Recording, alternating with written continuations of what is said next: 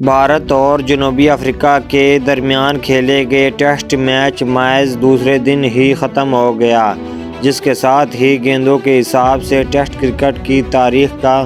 مختصر ترین test match بن گیا۔ بھارت اور جنوبی افریقہ کے درمیان کیپ ٹاؤن کی وکٹ پر میچ کھیلا گیا، جو بولر کے لیے جنت ثابت ہوئی اور 2 دن میں ختم ہونے والے میچ میں 33 وکٹیں گر گئیں۔ میچ کی پہلی اننگ میں جنوبی افریقہ کی ٹیم کھانے کے وقفے سے قبل ہی 55 رنز پر ڈھیر ہو گئی اور اس تباہی کے ذمہ دار محمد سراج تھے، جنہوں نے 6 وکٹیں لیں۔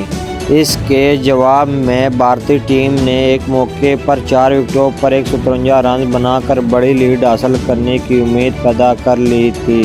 لیکن اگلے 11 گیندوں میں باقیہ پوری ٹیم کسی رنز کے اضافے کیے بغیر ہی 153 رنز پر ڈھیر ہو گئی۔ بھارت نے پہلی اننگ میں 98 رنز کی برتری حاصل کی،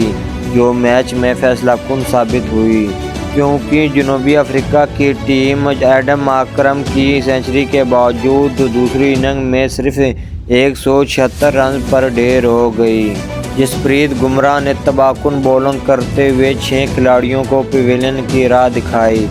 اور یوں میچ میں بھارت کو فتح کے لیے 79 رنز کا ہدف ملا۔